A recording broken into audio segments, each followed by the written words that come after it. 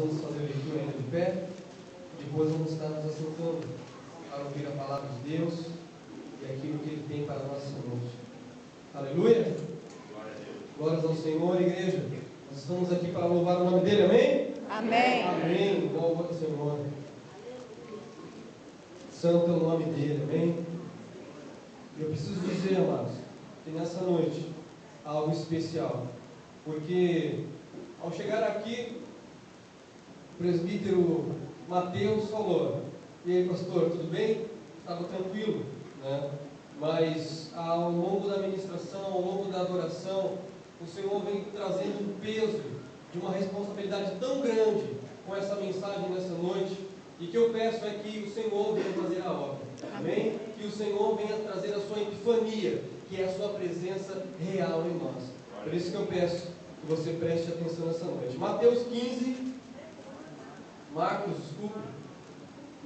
15, versículo 21. Amém? Marcos 15, versículo 21. Nós vamos ler um texto e aí nós vamos entendê-lo. Diz assim a palavra: e obrigaram a Simão Cirineu, que passava vindo do campo, pai de Alexandre e Rufo, a carregar-lhe a cruz. Amém? Somente essa palavra. A igreja pode se sentar, por favor. Amém? Essa é uma passagem, é um trecho que tem uma revelação muito profunda da mensagem de Cristo para nós como igreja. O nosso irmão abriu o culto dessa noite, então, Mateus 16, falando sobre a grande declaração de Simão Barjonas sobre quem é Cristo. E Cristo, ele fez uma outra declaração sobre isso, falando: Simão, não foi carne ou sangue que te revelaste, mas foi o Espírito do Pai que te revelou. E ele fez uma declaração maior ainda. Ele falou sobre essa declaração, sobre a declaração de que ele, Jesus, era o Filho de Deus. Ele falou: edificarei a minha igreja, e as portas do inferno não prevalecerão contra ela. Amém? Amém. Jesus, amados, ele falava com seus discípulos em hebraico. Ele não falava em grego, como foi trazido para a nossa tradução. E quando Jesus disse essa palavra para Pedro, ele não usou a palavra eclesia, ele usou uma palavra chamada kahal. Kahal em hebraico quer dizer organismo, quer dizer corpo vivo. Então Jesus não estava dizendo: eu edifiquei a minha eclesia, porque eclesia no grego quer dizer ajuntamento. E ajuntamento é algo que é passageiro. Ajuntamento, você vai para o shopping, você está com várias pessoas, depois vai para sua casa e não tem nenhum vínculo. Mas carralo quer dizer organismo, corpo. E se Jesus falou: olha, eu edificarei um organismo vivo, e sobre este organismo vivo eu edificarei ele, e as portas do Hades, que é as portas da morte, não terão poder sobre ele. Amém? Isso quer dizer que essa declaração de Cristo falou que a igreja, o organismo dele, tem um poder maior do que toda a morte, do que todo o poder do diabo contra nós. Aleluia? Isso quer dizer, amados, que se você está aqui nessa noite, você faz parte desse organismo, amém? Glória a Desse Deus. corpo, muito bem ajustado, muito bem calculado. E esse corpo não pode ficar sem esta célula, que é você. Amém? Todos nós somos importantes no corpo de Cristo. Mas a palavra de Deus é essa: que Ele edificou esse corpo para ser e para ter poder sobre a morte. Amém? Sobre as mazelas da nossa vida. E a palavra que o Senhor colocou no meu coração, ela tem como introdução isso. Porque ela fala sobre esse Simão Cirineu, um homem que estava vindo da África, um homem que estava passando no dia da Páscoa, um homem que estava com um plano de vida e Deus tinha outro para ele. Então o tema dessa noite da mensagem fala sobre as marcas profundas que Cristo faz em nossa vida, marcas que têm um propósito especial e que nós vamos entender nessa noite. Quem sabe você entrou aqui nessa noite, pode estar até descompromissado, vou lá ouvir a palavra, mas Deus tem um chamado profético para a sua vida nessa noite. Nessa noite o Senhor quer despertar pessoas para o grande avivamento que está para começar sobre o Brasil, sobre o Rio de Janeiro, sobre Atibaia, sobre São Paulo. Um grande mover que Deus está começando a fazer em nosso meio. Amém? E Deus quer despertar essa igreja. Deus quer despertar a igreja do Brasil, que estava dormindo, que estava preocupada consigo mesmo. Mas eu sei que aqui tem um povo que está preocupado com o reino de Deus. Amém? Aleluia! Preocupado com o reino de Deus. Então nós temos que entender o contexto dessa passagem. Aqui estava um homem que estava ali para participar da Páscoa. Eu nunca fui em Israel, mas eu tenho uma paixão sobre o povo judeu. Eu tenho assim, o meu coração arde sobre o povo de Israel. E ele está ligado com a promessa lá de Gênesis, quando o próprio Senhor Adonai fez uma promessa para Abraão e disse: serão abençoados aqueles que te abençoarem. Amém? Então, essa promessa arde em minha alma. E eu tenho uma paixão sobre o povo de Israel. E gosto muito de estudar. Nunca estive em Jerusalém, mas gosto muito de estudar sobre aquela cidade. E aquela cidade, ela é peculiar. Ela é o centro da adoração do nosso globo. E ela é uma cidade que passou por muitas e muitas transformações. Se você um dia tiver a oportunidade de ir lá, você vai perceber que Jerusalém é uma cidade dividida em dois. Existe duas Jerusalém. Uma Jerusalém comercial, turística, e uma Jerusalém histórica. Essa Jerusalém histórica, amados, ela é pequena. Ela é formada só de 3 bairros. Bairro judeu, bairro árabe e bairro cristão. E é uma cidade que contém um peso espiritual muito forte. Nós, como cristãos, sabemos qual que é. Mas a estrutura daquela cidade, ela demonstra como Deus trabalha em nossa vida. Porque eu acredito que a história de Israel é um mapa espiritual da igreja de Cristo. Porque a palavra diz que as coisas do Velho Testamento são sombras das coisas do Novo Testamento. Amém? Da época da graça. Então eu sempre olho para o Velho Testamento, querendo saber: Senhor, quais são os segredos que o Senhor tem para a nossa geração? Quais os segredos que o Senhor tem para a nossa igreja? E então nós descobrimos que Israel, Jerusalém, ela é uma cidade fortificada, que já foi destruída e reconstruída várias vezes. Mas ela tem uma característica peculiar. Tem pontos em Jerusalém que as edificações estão a mais de 8 metros de altura. Ela está a 8 metros do seu piso original. E eu fui pesquisar sobre isso e descobri que Israel, ela está a 8 metros do seu piso original, porque toda vez que o povo judeu era destruído, toda vez que havia uma guerra em Jerusalém, se ajuntava todos os entulhos, colocava sobre Jerusalém e edificava ela de novo.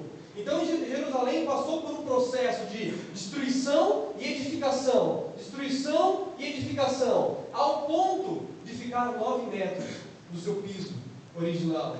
E isso há uma revelação muito grande, porque é assim que Deus faz nas nossas vidas. O nosso evangelho não é um evangelho de mar de rosas. O nosso evangelho, o evangelho de Cristo, há espinhos, há tribulações.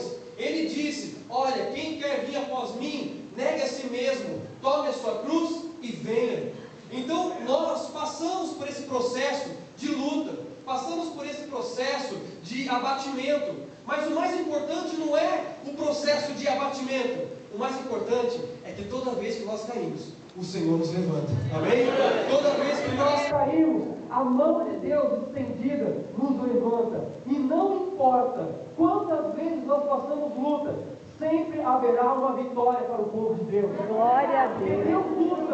Deus usa a tribulação para edificar a nossa fé.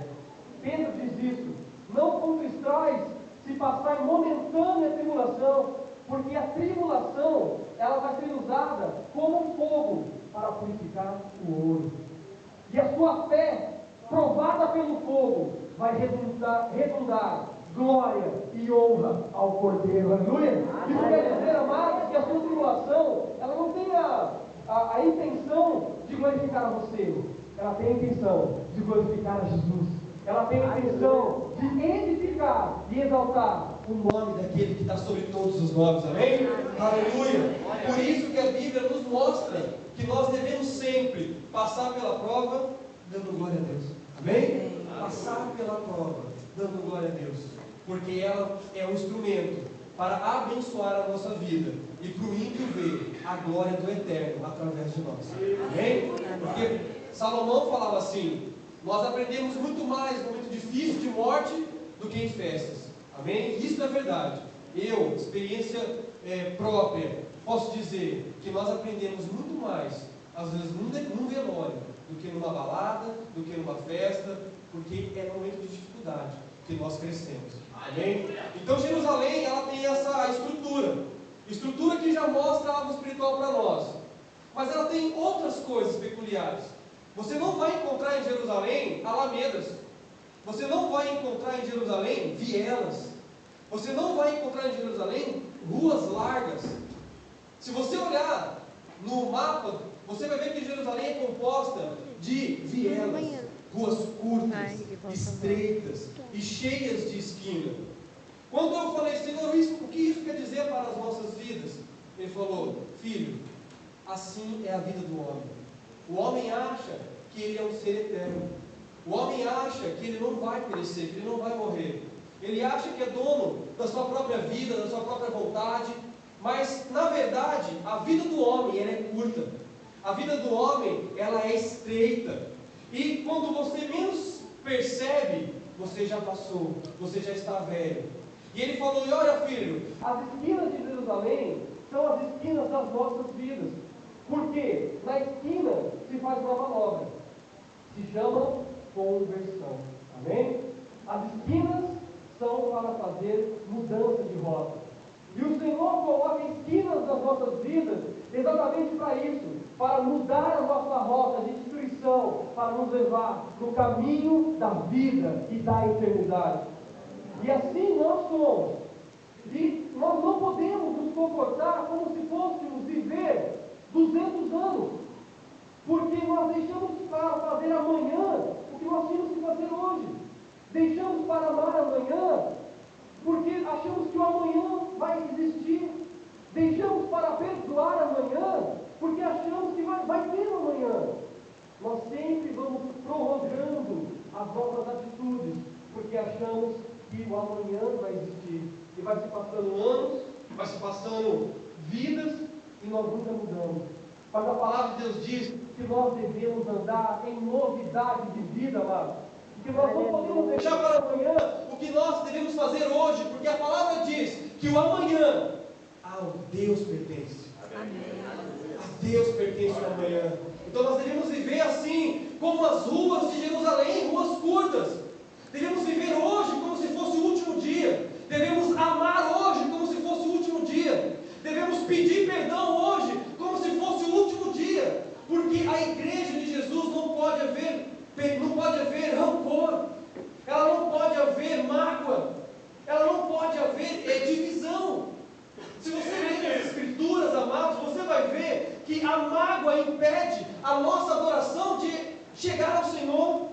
Jesus disse: se você for apresentar uma adoração e lembrar que tem algo do teu irmão, deixe a sua oferta no altar, não apresente ela, volta e reconcilie, peça perdão, se humilhe, porque aquele que se humilha, o Senhor exalta. Aquele que se humilha, o Senhor que edifica a vida dele. E é isso que Deus quer para a igreja, para esse organismo, que nós venhamos a ter um relacionamento de amor, de afeto, não estribado nas paredes, nas bandeiras, mas estribado no reino de Cristo. O reino, ele está além das paredes. O reino, ele está além daquilo que nós podemos imaginar. Ele está além das fronteiras. O reino, ele é global, ele é celestial. E Jesus está levantando uma igreja que ande e viva pelo reino. Aleluia. Se você, amados, estudar o Sermão da Montanha, que é a compilação de toda a mensagem de Cristo, quando ele sentou ali no pé do Monte da Oliveira e começou a ensinar os seus discípulos e a multidão, você vai ver que ali ele estava ensinando conduta cristã. Ele fala de jejum, ele fala de ofertas, ele fala de casamento, ele fala de várias coisas.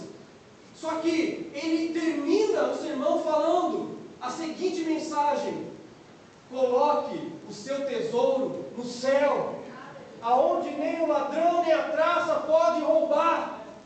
Coloque o seu tesouro no céu, porque no céu permanecerá. E sabe o que eu aprendi, amados? Que onde nós colocamos o nosso coração, ali está o nosso tesouro. Aleluia. Não é o contrário. Nós achamos que aonde está o nosso tesouro, está o nosso coração. Mas aonde nós colocamos o nosso coração, ali é o nosso tesouro. Por isso que Jesus falou: olha, filhos, não coloque o seu coração nas coisas materiais. Por quê? Porque eu cuido das aves dos céus. Eu visto a erva que um dia está viva, no outro dia já foi, já pereceu. Quanto mais não cuidarei de ti, homem, filho de Deus. Quanto mais não suprirei a sua vida. Quanto mais não cuidarei da sua família. Quanto mais não cuidarei do seu ministério, que não é seu, que é do Senhor. Amém? E muitas vezes nós perdemos o foco. Fazemos planos fora do reino, porque estamos preocupados com isso. Eu estou preocupado com o que vestir. Eu estou preocupado com o que comer. Mas Deus fala nessa noite: não se preocupe, eu te alimento, eu te ajudo, eu te sustento. Não precipite a sua decisão, não precipite a sua atitude. O Senhor é o seu pastor e nada te faltará. Nada te faltará. Glória a Deus. Essa é a promessa de Deus. A igreja de Jesus não é uma igreja que busca as bênçãos do Senhor, mas é uma igreja que busca o Senhor das bênçãos. É uma igreja, amados, é preciso a igreja brasileira acordar, porque a igreja de Jesus é uma igreja rica financeiramente. A igreja de Jesus é uma igreja rica na paz, na saúde. A promessa de Deus para nós, ela é completa.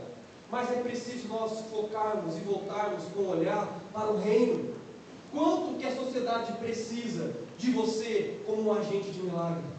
Quanto que as pessoas que não conhecem a Cristo precisam ver através da sua vida o Evangelho de Cristo? Precisam ser salvas. Nós estamos chegando, amados, num momento peculiar de extrema importância para a nossa geração. Nós estamos às vésperas da Copa das Confederações. O ano que vem vai ter uma Copa do Mundo, depois vai ter Olimpíadas e outros mega eventos que o Brasil vai sediar. O mundo está com os olhares sobre o Brasil.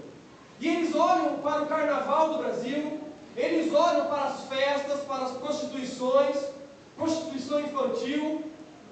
Os estrangeiros vêm para o nosso território para usar as nossas crianças sexualmente. E é para isso que eles estão vindo.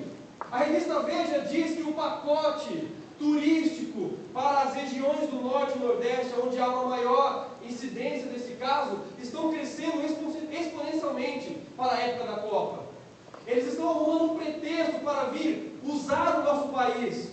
Só que eu tenho uma promessa de Deus no meu coração e para a igreja. O mundo está vindo para o Brasil, a busca do carnaval, a busca das pornografias, mas eles vão ver uma igreja santa, eles vão ver uma igreja purificada, eles vão ver uma igreja fazendo a diferença. Uma igreja que é luz do mundo e sal da terra. E eles vão vir buscar o carnaval e vão sair daqui arrebatados pelo poder do Espírito Santo. E serão impactados por essa igreja viva, por esse organismo vivo que é chamado de Carral. E é isso que Deus quer nos acordar. É para isso que Deus quer nos levar. Porque muitas vezes fazemos outros planos. Mas tem uma proposta, tem uma mensagem sobre esse Simão Cirineu. Porque ele estava indo com uma intenção para Jerusalém. Mas primeiro nós temos que descobrir quem era Simão Cirineu. Cirineu não era o seu sobrenome. Igual Simão Barjonas também não era o sobrenome de Simão. Cirineu mostrava a cidade de onde vinha Simão. Simão era nascido em Cirineu. Cirineu é uma cidade que fica ao norte da África. Só que eu quero entender uma coisa. O que um homem de Cirene, o que que um homem de pele negra estava fazendo em Jerusalém no dia da Páscoa? Naquela época, amados, havia-se o politeísmo, e tanto eu quanto você, nós sabemos que no norte da África, como em quase todo o seu território, a religião lá é politeísta. Eles adoravam vários deuses, eles faziam oferendas a entidades mortas, ou a demônios, como a Bíblia fala.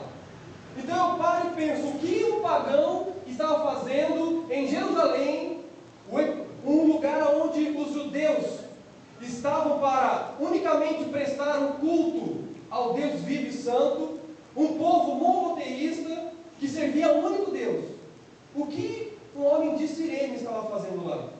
O que uma pessoa do norte da África, que vinha de uma nação politeísta, estava fazendo em Jerusalém?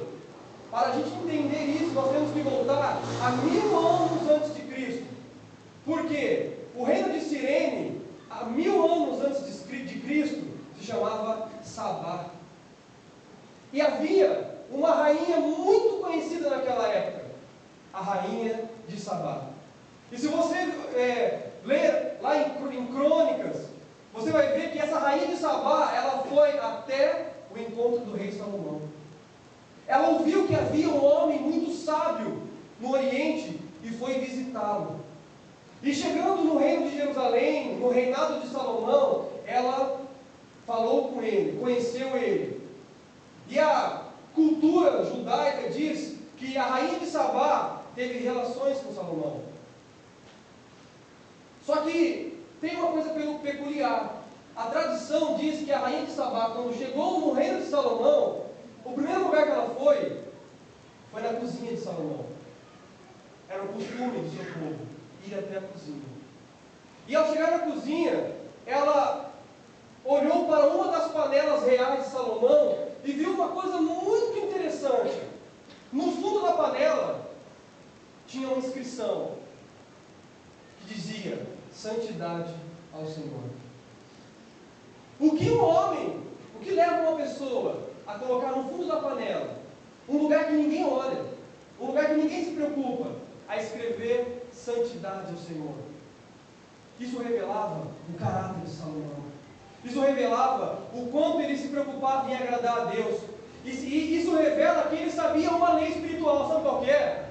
A lei espiritual que diz: aquilo que você faz, que ninguém vê, é o que Deus vê. Mas aquilo que você faz, que os homens vê, Deus não vê. Aleluia! Isso traz uma verdade que confronta as nossas vidas. Porque às vezes nós fazemos as coisas para o homem ver. Às vezes nós pregamos para o homem ver. Às vezes nós ministramos para o homem ver. E eu falo isso, amados, porque eu sou preletor e eu passo por isso. Quantas vezes nós somos tentados a manipular a mensagem, manipular a situação, para agradar quem está ouvindo, para falar o que você quer ouvir. E aí colocamos uma palavra vazia que emociona, mas não produz fruto. Porque somente a palavra de Deus produz frutos nas nossas vidas. E quando eu vi o nosso irmão falando que essa é uma igreja alicerçada na palavra, então essa é uma igreja que produz frutos para o Senhor. Aleluia! Produz frutos, porque é alicerçada na palavra. Mas nós temos que nos esvaziar de nós mesmos. Deixar de querer fazer a coisa para o homem, para as pessoas ver, e fazer para Deus, focar para Deus. Quantas pessoas, amados, que se magoam na igreja, às vezes com o pastor, às vezes conosco, ou com algum irmão, e deixam de ir para a igreja, porque ficaram magoadas com o líder, com alguém. Mostra uma coisa, que ela estava ali não por Deus, mas pela pessoa. Porque quando estamos no local, quando temos a plena consciência de que fazemos parte de uma família, fazemos parte de um organismo, pode cair chuva, pode cair granizo, você não arreda o pé do lugar onde o Senhor te colocou. Porque você sabe de quem você serve. E nós temos que buscar reconciliação e não divisão. Então a atitude que o mundo faz qual é? Vira as costas e vai embora. a atitude dos filhos de Deus? Vai ao encontro e abraça. Vai ao encontro e perdoa. Vai ao encontro e pede perdão. Olha as características que a igreja deve ter. Olha as características que Salomão, aquele homem sábio, nos mostra. Você pode estar pensando, mas pastor Bruno, Salomão não deu um bom testemunho, mas ele nos ensinou muitas coisas. E se o nome dele está na Bíblia como um grande homem, eu aprendo com ele. E ele traz grandes verdades para as nossas vidas. Mas é preciso nós acordarmos. É preciso nós colocarmos a prioridade, o reino e o Senhor do reino. Amém? Isso, amados, acabaria com várias divisões das igrejas. Isso acabaria com várias murmurações nos meios da igreja. Porque quem murmura, murmura contra alguém. E se murmura é porque está contra. E a palavra de Deus diz: quem não ajunta, espalha. Espalha. Mas nós queremos unir, nós queremos somar, nós queremos levantar uma igreja que é formada como um grande exército de um homem só, que deve marchar, que deve pisar a cabeça da serpente, que deve unida fazer a diferença na sociedade. Tem um grande provérbio que diz: uma andorinha sozinha não faz verão. E é verdade. Um pássaro sozinho não faz verão. Eu, pastor Bruno, sozinho nunca irei mudar o mundo. Mas nós juntos, como igreja, podemos mudar o Brasil onde estamos. Nós, como igreja, podemos mudar o meio que nós estamos. Nós podemos mudar as estatísticas que diz que o Brasil é um país de corrupção. Não, o Brasil não pode ser um país de corrupção. Ele pode se tornar um país de santidade. Aleluia. Deus pode levantar aqui homens e mulheres que podem ir para o Senado e lutar pelas coisas do Senhor no Brasil. Eu creio nisso, numa igreja que muda a sociedade, porque isso é visão de reino. Então, a rainha de Sabá encontrou isso em Salomão, e ela teve relacionamento com ele e voltou para o seu povo. E lá ela teve uma estirpe. O que é a estirpe? Lá ela teve uma linha, lá ela teve um braço da genealogia de Salomão. Um povo judeu e um povo africano. E esse povo, essa rainha levou consigo a tradição do povo judeu. Então Cirene tinha homens e mulheres judias, tinha famílias judias. Eu posso te provar isso. Se você pesquisar na internet ou ler os jornais, você vai ver que no 14 de julho de 1948, após a ONU sancionar Israel como nação, a primeira leva de judeus imigrantes, voltando para Jerusalém, pousavam na terra de Jerusalém, pelo avião Ethiopian Airlines. Porque a terra de Sabá, que foi Cirene, hoje é a nossa Etiópia. Um povo que também faz parte da família de Deus. Então isso me revelou, me trouxe o seguinte: Simeão não era pagão. Simeão, ele era judeu. E como todo homem judeu, tinha que obedecer a Torá. Então ele estava ali para participar do grande Gadol Kohen, que é o grande sacrifício do Cordeiro. Ele estava ali como todo pai de família judeu para fazer e para participar do grande sacrifício do Cordeiro. E há toda uma norma, há uma maneira. Se você ler Levíticos, você vai descobrir que Deus colocou padrões de adoração para o seu povo. Então, todo pai de família tinha que ir para essa Páscoa, que é a Pessá, que é a passagem, para conseguir o perdão dos pecados da sua etnia, do seu povo, da sua família. Então, Simão estava ali com um plano de ir para a festa de Jerusalém para participar da grande Pessá. E então, diz a palavra que nós lemos que esse Simão Cireneu estava passando, vindo do campo. A tradição hebraica diz que ele estava vindo pela porta do campo. Você deve saber, Jerusalém, ela tem 12 grandes portões. Só que esse portão era a porta do campo, a mesma porta chamada Porta de Damasco. É a porta que entra pelo sul de Jerusalém, como quem vem do norte da África. Então Simão, ele tinha percorrido 1.300 quilômetros, dias após dias, e ele estava entrando na cidade de Jerusalém, pela porta do campo.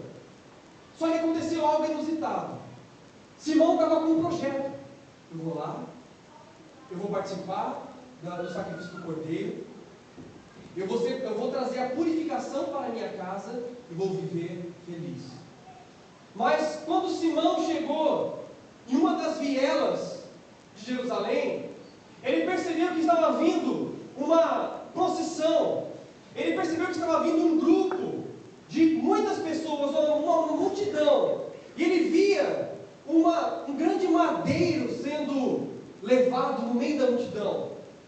E Simão, amados, não podia se misturar no meio da multidão. Vou te falar por quê. Porque Simão, ele estava vestido com uma túnica de fino linho, de linho branco e fino. Levítico diz: quando for participar da Pessá, veste-se de linho fino e branco. Então ele estava vestindo como se fosse aquela nossa roupa de batismo, toda branca. E a tradição dizia que ele não poderia ter nenhuma mancha para entrar no grande sacrifício. Aquela roupa branca simbolizava a nossa vida. Simboliza o que a palavra diz, que nós não podemos entrar na presença de Deus com manchas em nossa vida. Nós não podemos entrar na presença do Senhor com brechas em nossa vida. Mas nós vamos descobrir que há um que nos justifica, amém? Há um que nos justifica. Simão estava ali, com um plano, e quando ele viu aquela multidão, imagino eu que ele ficou parado na esquina, torcendo para aquela multidão passar e ele continuar o seu projeto. Mas aquela multidão chegou mais perto, e mais perto. E ele percebeu que aquela multidão estava ali porque havia uma condenação romana. Um homem estava sofrendo a pena de uma condenação romana. Ele não conhecia aquele homem. Ele só viu um homem todo ensanguentado, um homem todo açoitado, um homem que estava com a sua garganta amarrada, e o soldado romano puxando o seu corpo. O soldado romano puxando o seu corpo. E ele via aquele homem sendo puxado pelaquela viela. E então imagino que ele ficou parado, falou: não, eu tenho que ir para o meu plano. Eu tracei um plano e tenho que chegar lá. Eu não posso me misturar, não posso me contaminar. Mas, por uma coincidência do destino, aquele homem que estava segurando o madeiro caiu bem na sua frente. Bem na frente de Simão. Um homem que estava com outros planos. Um homem que tinha uma outra meta. Jesus cai na frente dele. É preciso nós entendermos, amados, o que Simão ia fazer.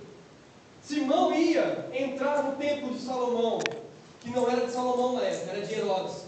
E naquele templo só podia entrar homens. E havia uma porta muito estreita para entrar para a adoração do Cordeiro. E então, os homens, todos vestidos de branco, se amotinavam para entrar para a adoração. E tinha 2 vigias na porta. 2 vigias. Que ficavam olhando para as vestes dos homens. Aquele que estava sujo, ele falava: não, você não pode entrar. A sua veste está suja, você não pode participar do sacrifício do Cordeiro. Então você tinha que ir totalmente limpo.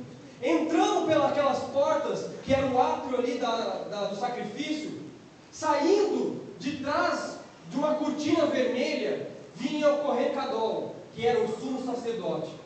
E o sumo sacerdote tinha nas suas roupas romãs, que sinalizava a sua entrada. E ele entrava com um cordeiro branco, no seu braço. E ele saía por essa grande cortina, exatamente assim, com o cordeiro no seu braço direito. O lado direito quer dizer justiça. Então ele entrava com a cabeça do cordeiro, segurando o cordeiro pela cabeça, estrangulando ele. E ele vinha andando, e ele entrava no átrio de sacrifício assim, pisando forte. E quando ele pisava forte com o pé direito, ele estrangulava o cordeiro. Ele estrangulava aquele animal.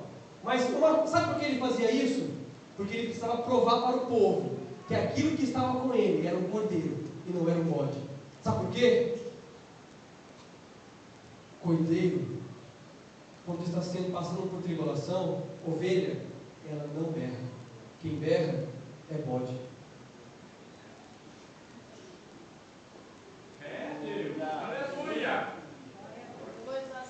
Quem berra, quando está passando por dificuldade, é bode, não é ovelha. Quando alguém passa por uma exortação, quando alguém passa pelo processo de purificação e começa a berrar muito, é porque ainda há um bode lá dentro. Não há ovelha. Ovelha, amados, ela sofre, muda. Você leu lá em Isaías? E como uma ovelha muda, ele não abriu a sua boca. Glória a Deus, glória a Deus. Ovelha sofre calada. Corre lágrima pelos seus olhos, mas a sua boca está fechada. Ela não usa a sua boca para murmurar, para maldizer, para reclamar. Ela sofre calada.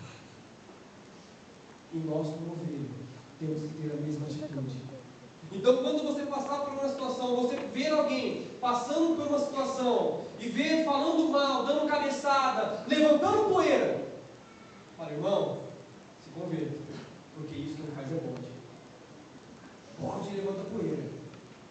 Então, aquele sacerdote com aquele cordeiro no braço, entrando ali para se colocar perto do grande sacrifício, do grande lugar de adoração, de sacrifício e adoração, ele chega com a ovelha debaixo dos seus braços e sobe um cone de 12 pedras de 4 metros de altura.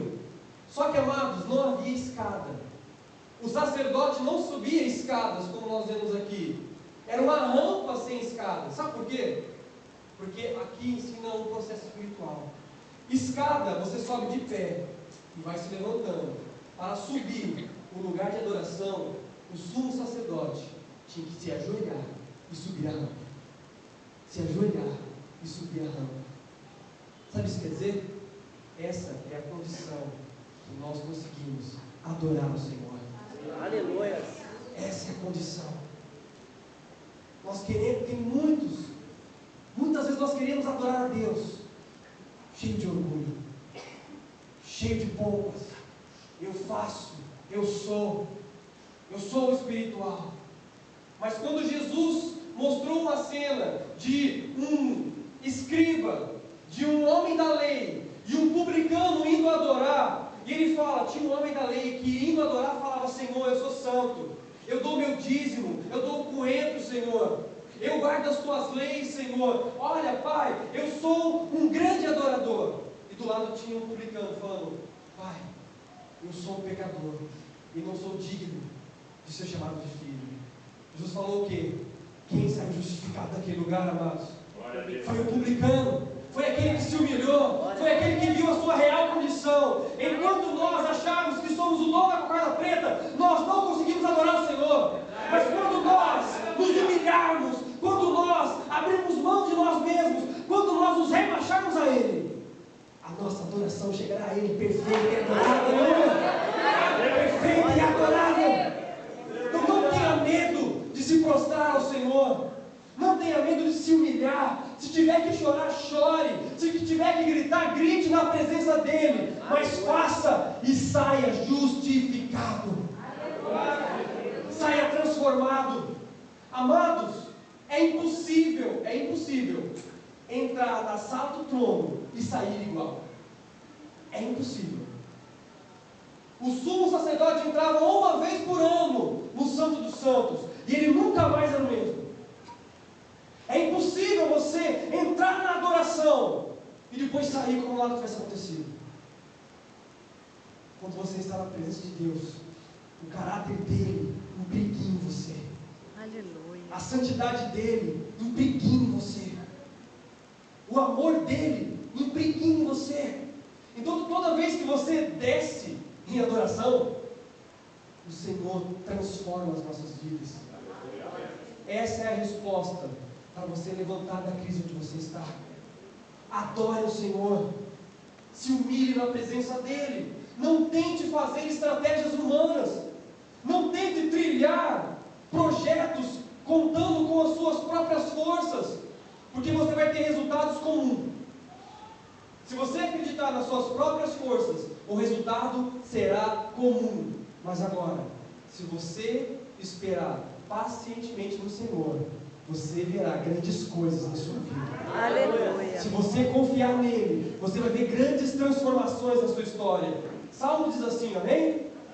Entrega o seu caminho ao Senhor, confia nele, e o mais ele fará. Nós às vezes sofremos à toa, nós perdemos o cabelo à toa, nós perdemos noites de sono à toa, porque Deus fala que o justo põe a cabeça no travesseiro e dorme. Porque ele dorme não na paz dele, mas na paz do Senhor. Aleluia. Na paz do Senhor. Então, se tem algo tirando o seu sono, coloque nas mãos de Deus. Coloque no altar. Coloque na presença do Rei. E Ele vai enviar a resposta para a sua vida. Ele vai te mostrar o plano dele para a sua vida. Então, o sumo sacerdote fazia isso. Chegava com os seus joelhos machucados no cume do holocausto. E o holocausto tinha 4x4. Era muito grande. E então ele pegava a ovelha e com um instrumento peculiar que era uma lâmina grande, ele colocava no pescoço do cordeiro e puxava.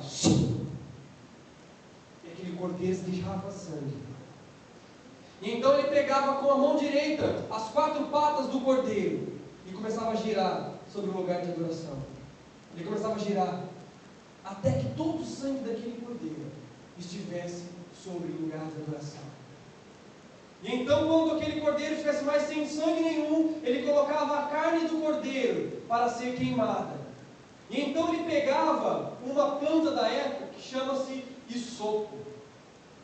Você vai ver lá no Salmo 51, Davi falando: toca-me com o seu isopo e serei purificado. Então, por quê? O sacerdote não podia mais tocar o sangue daquele cordeiro, porque ele contaminaria aquele sangue. Então ele pegava aquela esponja e jogava sobre o sangue, e ela absorvia o sangue do cordeiro. E então ele colocava uma madeira, aleluia, ele colocava uma madeira naquele sopro. E então ele pegava aquela madeira e esperava o sangue que estava naquele sopro descer até toda a madeira e tocar as suas mãos. E é por isso que Jesus morreu numa cruz. Ele tinha que cumprir, detalhe por detalhe, toda a profecia que Deus deu ao povo de Israel. Ele não podia morrer sufocado, ele não podia morrer apedrejado, ele tinha que morrer na cruz, porque a profecia que estava lá em Gênesis capítulo 3, a profecia que estava em Êxodo, em Levítico, em Deuteronômio, que dizia que do ventre daquela mulher ia sair que iria pisar a cabeça da serpente. A profecia que dizia que quando a serpente fosse levantada no madeiro, a profecia que mostrava pela tradição do sacrifício da Pessá, a volta do Messias, dizia que o sangue tinha que correr pelo madeiro. E aquele sumo sacerdote fazia uma aspersão. O que era isso? Ele pegava aquela madeira e aspergia sobre o povo lá embaixo. Aquelas pessoas, amados, percorriam milhares de quilômetros para receber uma gota daquele cordeiro. Era sinal de que a geração dele estava sendo purificada, que os pecados da sua família estavam sendo purificados e que Deus estava aceitando eles. Então Simão estava lá naquele dia para receber uma gotinha do cordeiro pascal. Aleluia! Mas ele não sabia que o grande cordeiro de Deus, que tira o pecado do mundo, estava caído à frente dele. Ele tinha um plano de uma gota, mas Jesus, quando o soldado romano falou: ajuda nesse homem, e ele se viu com a roupa branca, falando: eu não posso ajudar. E imagina o soldado romano falando: ajuda esse homem, ou você vai ser morto. Então ele foi lá e ajudou Jesus. E eles percorreram a chamada pela Igreja Católica Via Crucis, ou a Via Dolorosa. Só que Se você for lá nessa via cruz de Jerusalém, você vai ver que na parede, na esquina onde estava Simão, tem uma inscrição. O local onde Simão ajudou Jesus. E Jesus, naquela situação, o que ele fez? Ele colocou a mão sobre o ombro de Simão e se levantou. Aí eu me pergunto, por que Jesus precisaria da ajuda de alguém? Ele não tinha que fazer tudo sozinho? Ele não tinha que passar por aquele momento sozinho? Por que um homem tinha que ajudá-lo a andar 50 metros? Mas, como eu falei, amados, tudo em Jesus é mais profundo do que nós achamos. Tudo na palavra tem uma profundidade maior. E é por isso que nós devemos ler. Ler não. Nós devemos meditar na palavra. Devemos nos alimentar da palavra. Porque quando Jesus tocou o ombro daquele homem, ele estava dizendo uma coisa muito importante, que ia mudar aquela geração. Quero te falar o porquê. Porque todo homem judeu passava por um crivo. Os judeus têm uma tradição de eternizar o nome da família. E eles eternizam através dos seus filhos primogênitos, que se tornam rabis e mestres. Então, a tradição diz que todo filho primogênito tinha que ser ensinado desde os 4 anos de idade até os 14 anos de idade. E ele devia decorar todo o Pentateuco, os 5 livros da Bíblia, os primeiros 5 livros da Bíblia. E então, aos 14 anos, ele ia para a sinagoga. E na frente de 70 doutores da lei, ele era testado. E para ele eternizar o nome da família, ele tinha que passar nesse teste. Responder todas as perguntas dos 5 livros da Bíblia para aqueles 70 doutores da lei. E quando o menino, ele não conseguia fazer isso, o sacerdote vinha para ele e dava a mão para ele. Um cumprimento como nós fazemos, falando, olha, você não serve para eternizar o nome da sua família. Você tem que fazer 3 coisas: adorar a Deus, trabalhar e constituir família. E ele era dispensado, sendo cumprimentado pela mão. O menino que passava pelo crivo era diferente. O menino que respondia todas as perguntas, aos 14 anos, o sacerdote colocava a mão no seu ombro e falava para ele: bem-vindo, discípulo, você irá eternizar o nome da sua família. Aleluia! Aleluia. E aquele menino, ele é ensinado até os 30 anos para ser um rabi, um doutor da lei. Jesus, se você ler lá em Mateus, você vai ver que ele foi para esse crivo aos 12 anos. 2 anos mais cedo. E diz a passagem, amados, isso me enche de alegria, porque diz a passagem que aos 12 anos, os grandes doutores da lei falavam: quem é esse menino? Nunca ouvimos sabedoria tamanha. Eles ficavam admirados com tanta sabedoria. Era porque eles não sabiam que ali estava o Verbo que se fez carne e habitou entre nós. A palavra estava ali na frente deles. A palavra de Deus. E Jesus, aos 30 anos, passou por esse treinamento. Só que ele fez uma coisa. Ele começou a ir em busca daqueles que não passaram pelo crivo aos 12 anos. Se você ler a Bíblia pelos detalhes, você vai ver que todo discípulo que ele convidou, ele colocava a mão no ombro. Lê lá sobre Mateus. Mateus, estando lá, colocou a mão no seu ombro e disse: vem e segue. Quando Jesus estava colocando a mão, ele estava selando aquela pessoa. Ele estava mudando a vida espiritual daquela pessoa. Ele estava dizendo para aquela pessoa: olha, você tinha um plano na sua vida, mas eu tenho um plano muito maior para a sua vida. Ele falou para Pedro: Pedro, você tem um plano de ser um pescador de peixe. Eu tenho um plano de fazer você um pescador de almas. Aleluia! É isso que Deus tem. Foi essa marca que ele colocou sobre Simão. Simão estava ali para conseguir um pequeno pingo de sangue do cordeiro pascal. E ele teve encontro com um grande cordeiro que tinha o pecado do mundo. Só que quando ele teve contato com esse cordeiro, ele não teve uma pequena mancha de sangue. Eu imagino que toda a sua roupa ficou ensanguentada. do tamanho do chamado profético que Jesus estava dizendo para ele, da tamanha mudança que Jesus iria fazer na vida dele. Sabe por quê? Quando Jesus continuou sozinho ao percurso rumo ao Gólgota, ou o Monte da Caveira, Simão não podia mais entrar para adorar e para ver o sacrifício do Cordeiro Pascal. A sua roupa estava ensanguentada. Ele teve que voltar para a sua casa, guardar armada a sua roupa e voltar. Só que, como eu disse, todo primogênito judeu, ele é ensinado na lei, amém? Nós compreendemos isso, que todo primogênito judeu, ele é ensinado na lei. Quando Simão, o sirineu, chegou em casa, a família estava com um banquete posto, esperando o pai da casa falar tudo o que tinha acontecido na cerimônia. Eles esperavam Simão falar: olha, eu fui lá, então eu vi o grande sacrifício, recebi o pingo do cordeiro, e a nossa família foi aceita por Deus, por Jeová. Mas quando a família estava esperando ele naquele grande banquete, Simão sentou na cabeceira, e eu imagino os seus filhos, porque aqui fala, Rufo e Alexandre, e os seus filhos falam: e aí, pai, como foi? Você viu o cordeiro? Você recebeu o pingo do sangue do cordeiro na sua roupa? Simão fala: filhos, deu tudo errado.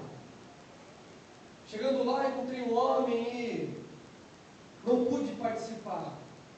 E ele começou a relatar da história daquele homem que ele teve um encontro na Via Crucis. E ele ouviu falar a história de Jesus. E ele começou a compartilhar com os seus filhos.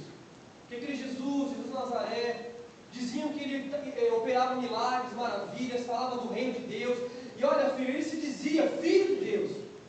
Eu imagino o Rufo, o filho mais velho, que estava sendo treinado para ser mestre, olhando na Torá e comparando os relatos do seu pai. E ele fala: mas pai, ele curava enfermos? Curava. Mas pai, aqui diz, pai, que o Messias ele irá curar enfermos. E o menino falava: pai, como que ele está? Ele foi crucificado no madeiro? Ele foi crucificado no madeiro. Mas aqui diz, pai, que ele iria ser levantado no madeiro. E então Rufo, o seu filho mais velho, percebe que aquele encontro casual era um encontro da sua família com o Messias Salvador dos judeus.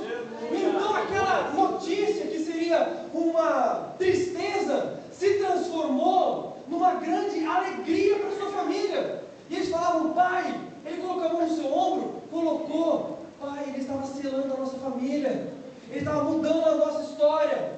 E aí, amados, eu descobri lá em Romanos capítulo 16, versículo 13, que Paulo, ao escrever e saudar os maiores evangelistas da sua época, ele escreveu no verso 13: e saudai a Rufo, profeta do Senhor. Aleluia! 30 anos mais tarde, 30 anos depois, demonstra que a família de Rufo, a geração de Simão, foi transformada ao ponto de seu filho, Rufo mais velho, ser um dos maiores evangelistas da sua época. O que isso mostra, igreja? Isso mostra que às vezes nós temos um plano, mas o Senhor tem outro para nós. Isso mostra, amados, que os caminhos do Senhor são mais altos e maiores do que os nossos.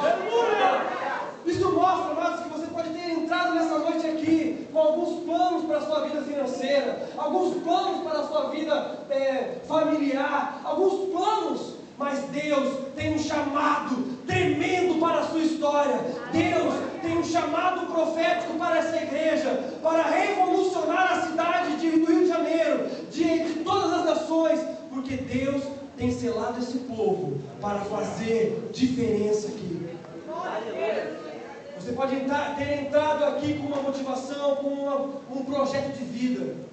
Eu estou aqui nessa noite para falar o seguinte: coloque o seu projeto de vida nas mãos do Senhor e aceite o projeto dele na sua vida.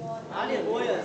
O projeto dele, o dele vai funcionar, o dele vai dar certo. E olha, o dele é bem maior do que o seu. Aleluia! Os planos de Deus são bem maiores do que o seu. Então nós devemos confiar no Senhor, sabendo que Deus não faz nada por acaso. Nada por acaso. Quantas coisas você já passou? Quantas lutas você já passou? Eu quero falar uma coisa para você. E você está de pé hoje. Aleluia. Ele tem te sustentado. Mas olha, os planos dele é muito maior. Essa marca profética que ele colocou sobre Simão, que mudou a sua geração, que mudou a sua família, é o mesmo selo profético que Deus está derramando sobre a sua vida nessa noite, e sobre essa igreja nessa noite. Um selo profético que é para mudar as nações. Não, vou lançar essa palavra sobre a sua vida. Não tenha medo se Deus te chamar para pregar o Evangelho aos confins da terra. Não tenha medo se Deus colocar um plano na sua vida tão tremendo, tão grande, porque se Ele te chamou, Ele irá fazer na sua vida. Aleluia. Ele irá cumprir, porque o mesmo Deus que chama, Ele capacita, e o mesmo Deus que capacita, Ele supre, e o mesmo Deus que supre, Ele respalda. Aleluia. Ele respalda. Então não deixe o seu chamado morrer. Não deixe o plano de Deus morrer na sua vida. Não deixe que os afazeres do cotidiano tirem o foco espiritual da sua vida. Primeiro, devemos dar prioridade para o reino. Quando você der prioridade para o reino, as coisas mudarão na sua vida. E pessoas aqui terão a unção de Josué, que vão chegar na terra prometida e falar: olha, eu não sei vocês, mas eu e a minha casa serviremos ao Senhor. Eu e a minha casa serviremos ao Senhor. É esse o plano que Deus vai colocar na sua vida. Um plano de vitória. Deus não nos chamou para ser cauda, mas para ser cabeça. Mas não cabeça como nós queremos, mas como Ele quer. Aleluia. Como Ele quer. Quando a igreja acordar, eu não falo só aqui local, eu falo igreja global. Quando a igreja acordar para o chamado que ela tem, que não é um chamado voltado para si, mas para fora, voltada para mudar a sociedade, mudar as vidas, ela vai produzir o maior avivamento das últimas gerações. Eu quero que você saiba que nós somos a geração do arrebatamento, que nós somos a igreja que irá mudar as nações. Eu quero que você saiba que há um selo profético sobre o Brasil, feito na década de 70, que o Brasil seria celeiro de adoração e de missionários. Há mais de 70, 80, mais de 40 anos atrás, foi lançada essa profecia sobre o Brasil, que no Brasil teria um avivamento maior que o da Rua Azusa em Los Angeles. O avivamento da Rua Azusa nos Estados Unidos, amados, ele mudou a vida de mais de 3 milhões de pessoas. Se o nosso avivamento será maior, ele mudará mais de 5, 10, 15 milhões de vidas na nossa nação. Aleluia. Através de você. E aí você fala: pastor Bruno, mas que grande sonho é esse? É o sonho de Deus, não nosso. Aleluia. Para Deus não há barreira, amado. Para Deus não há limite. Nós não podemos nivelar as coisas de Deus por baixo. As coisas de Deus são altas, tremendas, são superiores do que as nossas. Superiores. Então Deus quer abrir os nossos olhos para o plano dele em nossas vidas. E quanto menos você pensar em você, mais Ele vai pensar em você. Aleluia. Quanto mais você tirar os olhos de si mesmo, mais você vai ver os olhos de Deus colocados sobre a sua vida. É assim que funciona, é o inverso do nosso. É o inverso. E essa é a palavra profética de Deus para a sua vida nessa noite. Amém? Que Deus possa te abençoar. Gostaria de convidar você a ficar de pé. Eu não sei se eu extrapolei o tempo, pastor. Um pouquinho. Mas o Senhor, Ele quer mudar vidas nessa noite. Não é à toa, amados, que Deus levantou esse ministério, esse chamado. Não é à toa, amados. Não é à toa que a igreja hoje está completando 9 anos de ministério. É porque é uma igreja alicerçada sobre a rocha. Porque é uma igreja chamada para fazer a diferença. Você não vai ver essa igreja misturada com os costumes do mundo. Depende dele agora. Você não vai ver. Você não vai ver. sei, Paulo Vitor. Porque o projeto de Deus para essa comunidade é tremendo, é grande. Glória a Deus. E esses 9 anos ainda são poucos. Esses 9 anos é uma incubadora daquilo que Deus está fazendo. Mas o que Deus faz é o que Ele pode fazer em um dia. O que Ele pode fazer em 1000 anos, Ele faz em um dia. A transformação para a sua vida é nessa noite. A decisão para a sua vida é nessa noite. Aleluia. Despoja-te. Despoja-te dos seus velhos conceitos. Despoja-te dos seus planos terrenos. Porque Deus tem algo muito maior para a sua vida, jovem. Deus tem algo muito maior para a sua vida, adulto. Deus quer revolucionar a nação e é através dessa igreja. Deus quer mudar a sociedade e é através dessa igreja. É através dessa geração jovem, porque a palavra diz que vós, jovens, é que estão a força da igreja. E vocês serão lançadas como flecha e alcançarão nações. Porque a profecia para nós é a profecia lá feita em Joel, que nos últimos tempos os jovens profetizarão, crianças terão visões, velhos cantarão hinos espirituais, trariam um mover para essa história. E nós estamos no momento mais negro da história da sociedade. Mas eu quero dizer uma coisa para você nessa noite, para a igreja. Aonde abundou o pecado, superabundou a graça de Deus. Superabundou o poder da graça do Senhor. Quanto mais o diabo trabalha contra as nossas vidas, mais nós cresceremos na presença de Deus. Quanto mais o inimigo se levantar contra nós, mais nós cresceremos. Aleluia! Aleluia. Quanto maior a perseguição, maior a vitória. Quanto maior a luta na sua vida, amado, maior a vitória de Deus através de você. O diabo será envergonhado, o diabo será destronado por causa da sua vitória. Porque Deus tem um compromisso de mudar as vidas através da igreja, através de você. Aleluia. Eu quero orar nessa noite pela sua vida.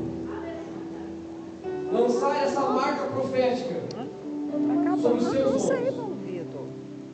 sobre a sua vida. Deus tem chamado pessoas aqui.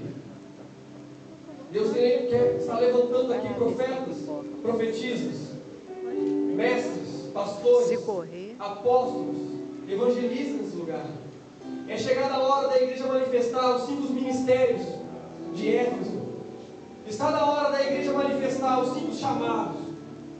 E Deus está levantando pessoas essa noite para abandonar as coisas desse mundo, pegar a sua cruz e fazer o ministério do reino. O ministério do reino, aleluia. Feche os teus olhos. Eu quero orar com você. Pai, nessa noite, a tua palavra, Deus, veio para trazer mudança.